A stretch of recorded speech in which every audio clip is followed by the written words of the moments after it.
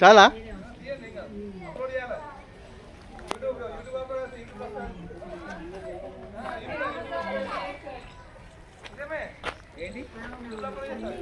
యూట్యూబా?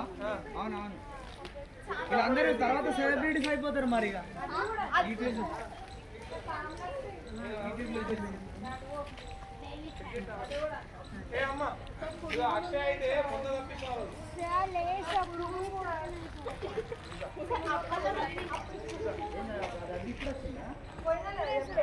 భయపడ్డా